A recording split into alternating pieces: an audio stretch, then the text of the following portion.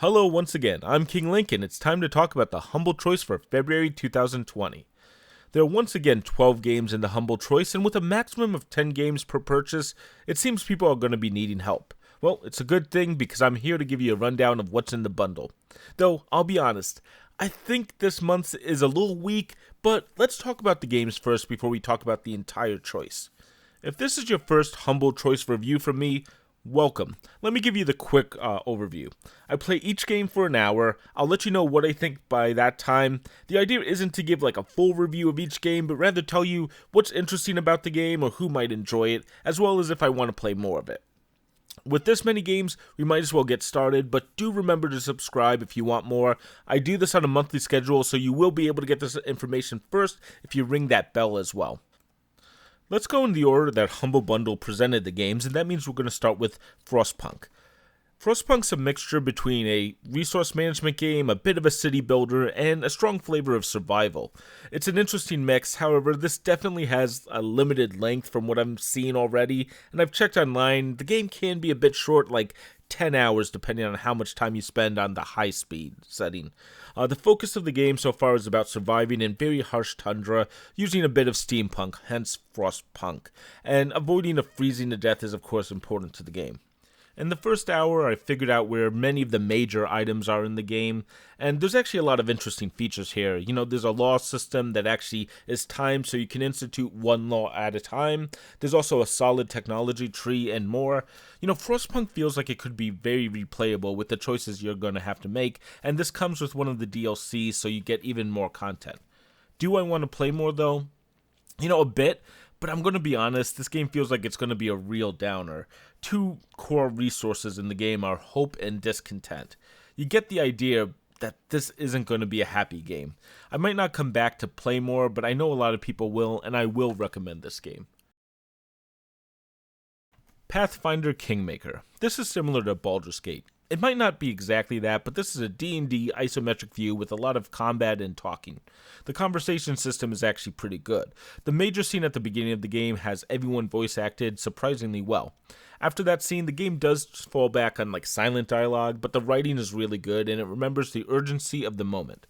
It's typical D&D rules, but you'll fight big battles like 6 of your characters versus maybe 10 enemies.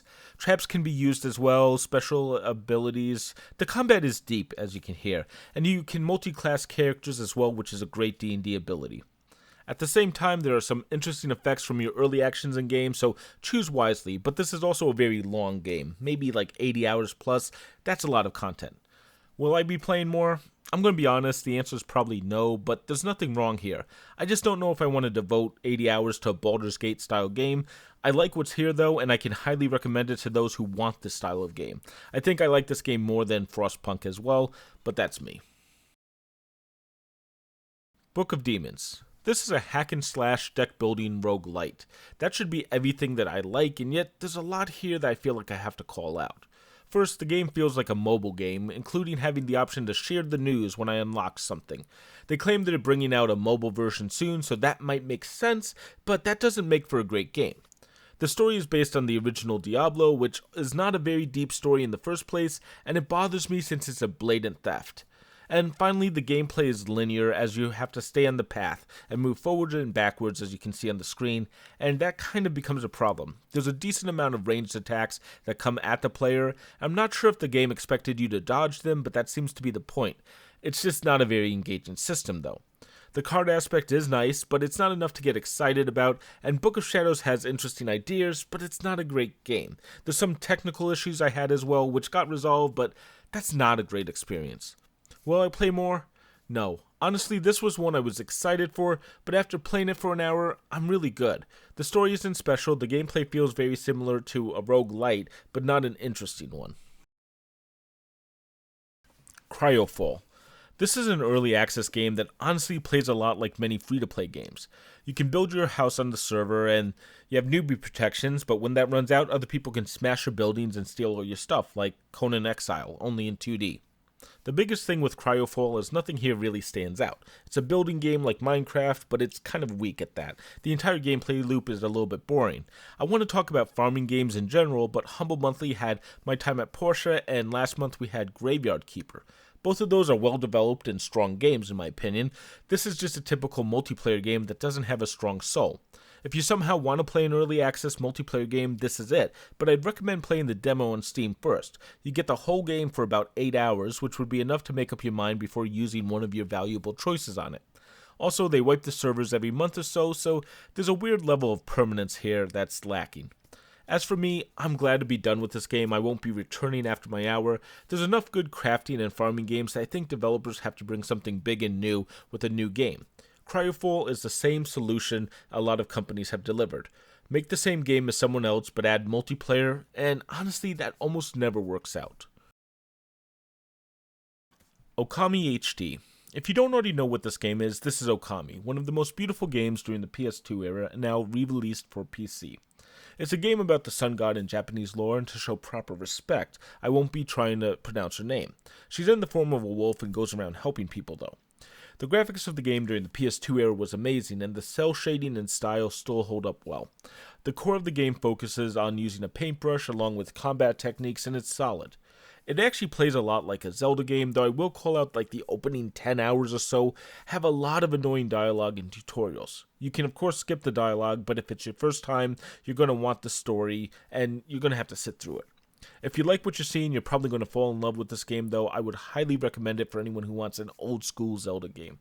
Do I want to play more? I played this game back in the PS2 era. The slowness gets to me on a replay, but I already fully experienced this magnificent quest. Pick the game up though, you're going to enjoy it. It's a very solid experience.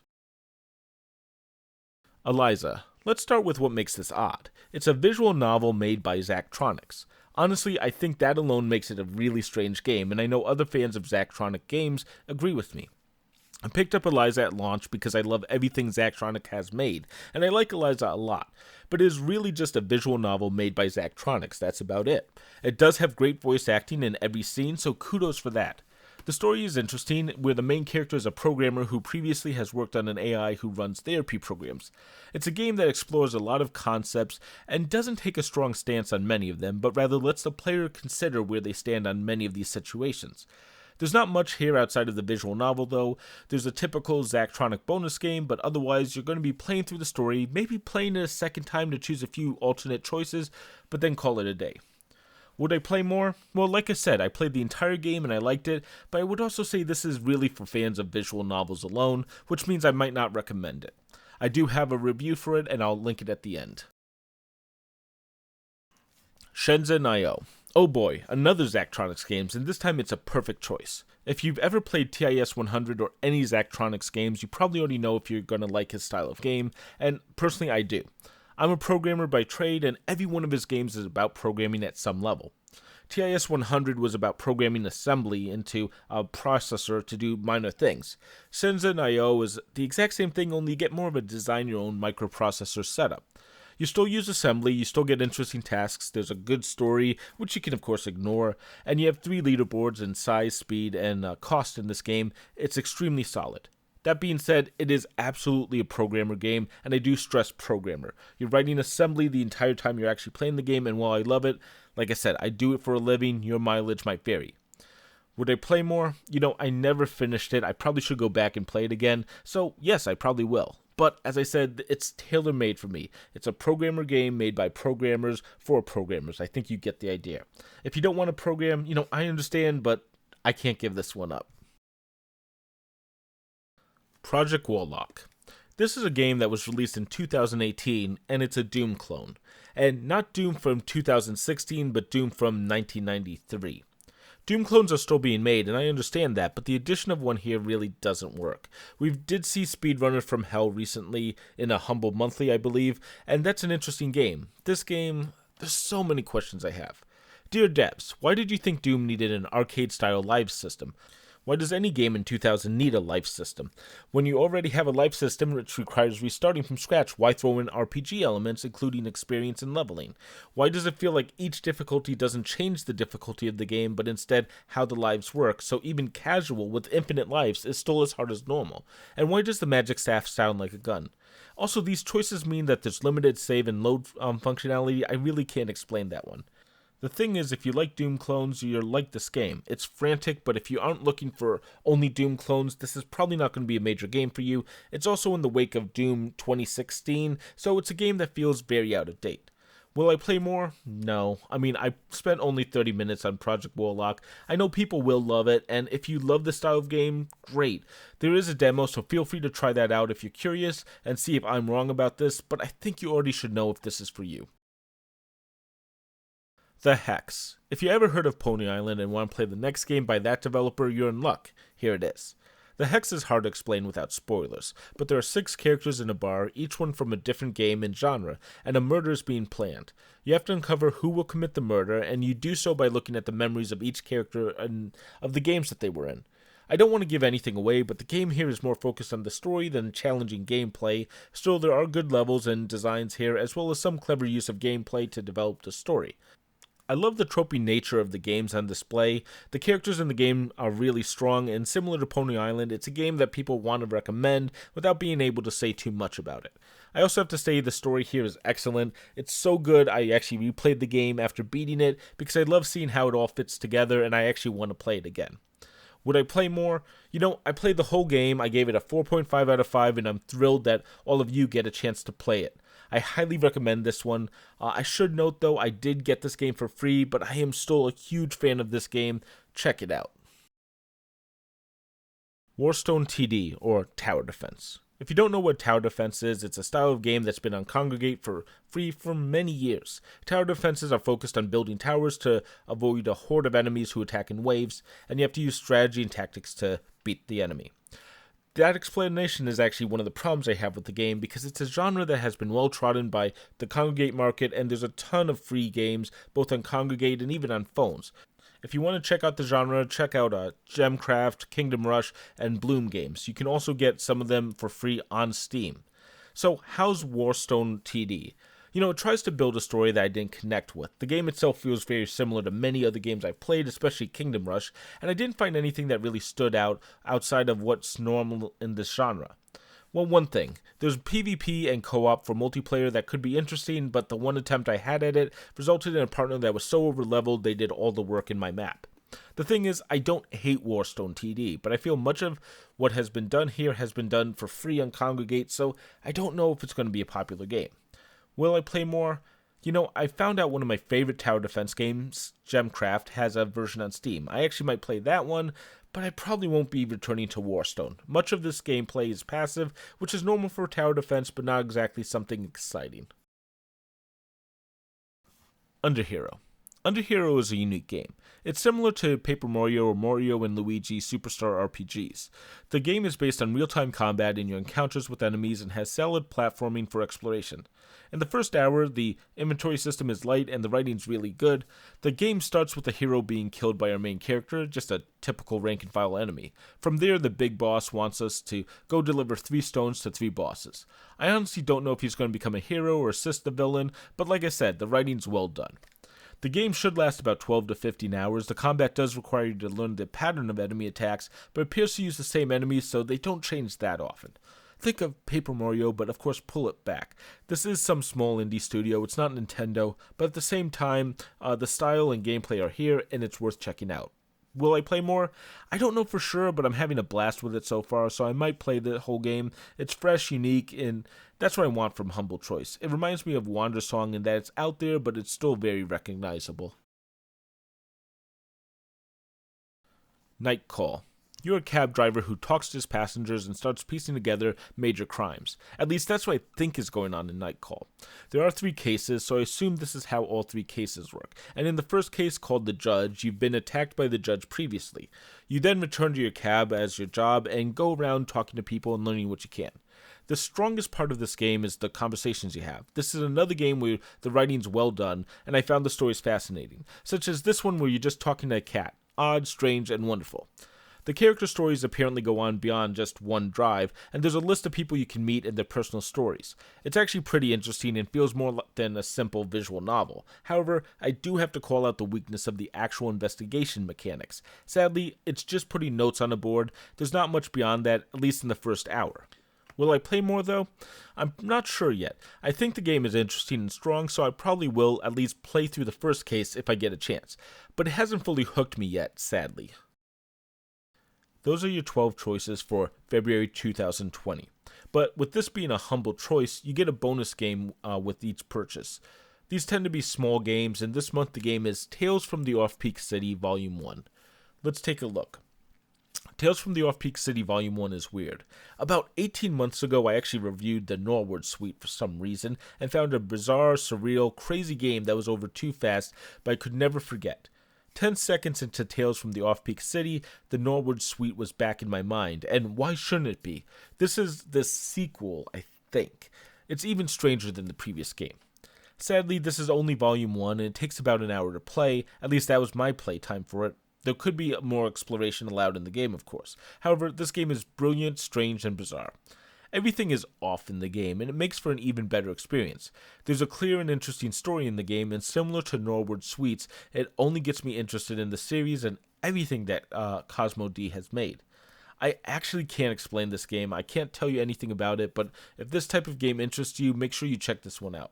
As for if I want to play more, I definitely do. I beat the game in about an hour, and I just want more content. I'll probably replay it because it's just wicked interesting, and I can dive deeper on a few of these pieces and think about it a little bit more. And honestly, if you pick up any of the choice games, definitely play this one. You get it for free, and it's really interesting. So that's it for my look at the games. Now I want to take a moment and think about the entire month and the humble choice. I'm going to be honest, I'm not really feeling this month. I know I already have played a bunch of these games, but most month I think there's a number of solid games for all players, that anyone can try out. This month there's a lot of specialty games. If you don't like visual novels, Eliza won't be for you. Tower defense is definitely a specialty, as is the Twitch gaming of Project Warlock. Cryofall is definitely for fans of really whatever that is. Even Frostpunk and Pathfinder are a bit of specialty games themselves, and I'm not sure how widespread the love will be for this month's games. And that isn't what I'm hoping for with Humble Choice. It actually was something I was afraid of. Also, there's really not a big $60 title this month, which is odd because last month there was a few. So, I'm not saying avoid this month, but at least this isn't the best that they've had. With that said, let's get on with it. I have 5 bottom picks for games that you might want to skip if you're going for either the 9 or the 10 choice, and 5 games you should pick for those only choosing 3 games. So let's do it. The weakest of the month. Number 5, Eliza. I like Eliza a lot, but if I'm honest with myself, I like visual novels a lot. Eliza is a little bit of a weak choice here, even if I do enjoy it. I would also recommend Night Call as a different type of visual novel instead of Eliza. Number 4, Book of Demons. This just didn't click with me. I'm sure people will like it enough, but for me, Book of Demons just wasn't fun, and I can only imagine it gets worse as the game goes on. Number 3, Project Warlock. I'm sure there's a die-hard audience for Doom clones and the Twitch shooters. It's not me, and I find this game a little bit too difficult. Grab the demo on Steam before you pick it up and figure it out for yourself. Number 2, Cryofall. I see what they're going with this idea, and it's a 2D version of the Conan Exile game that we had in Humble Monthly a while back. It's just not something that interested me. Again, there is a demo that lets you play for 8 hours. If after that time you want to go on, choose this game. It will even let you roll your demo account over for your full account, so you have that. Number 1, Warhorse TD. This is a pretty popular category of tower defense, and there's a lot of free-to-play options both on Steam and Congregate. I like the genre, but I don't see a reason to pick this one. And that's my thoughts on the worst of the month, so feel free to disagree down in the comments, but let's talk about what I think you should be picking up. Though I will say that on my list, Night Call, which is on in the background, was my unofficial number 6. And I love Shenzhen, of course, but I'm trying to remove my choices as much as I can and give you the 5 that I think everyone will enjoy. Number 5, Underhero. It's Paper Mario. I mean, come on. That's a great style that isn't overused. The gameplay is solid and it's an interesting story so far, so it's definitely worth a look. Number 4, Frostpunk. It's a downer, but it's also really well developed, and I absolutely get the hype it's gotten. Number 3, The Hex. This game is just so good. It's only this low because its length is less than 10 hours, but it is, I think, a must-play for this month. Number 2, Okami HD. If you want a great Zelda-style adventure, you have it here. It's 30 hours or more, and it's still very good looking, just a little bit too talkative. Number 1. There's a lot of reasons why games get on this list: uniqueness, gameplay, or just solid writing. But this month, I'm giving the top spot for one category: length. Pathfinder Kingmaker is going to be a quantity game at over 80 hours to beat the main game, and over like 120 for people who want to do it all. It also feels like a quality game at the same time, which is why it's eligible for the spot in the first place, so definitely check it out. If you don't like D&D and don't like RPGs, this probably isn't for you, but in the just pure bang for your buck, I don't think any other game this month comes close. And that's my bottom 5 and top 5, so thank you for coming this far. If you've enjoyed this video, consider subscribing. I try to get these out as fast as possible after the Humble Choice releases. I hope you enjoy it. Ring that bell to be notified first when I put out my videos.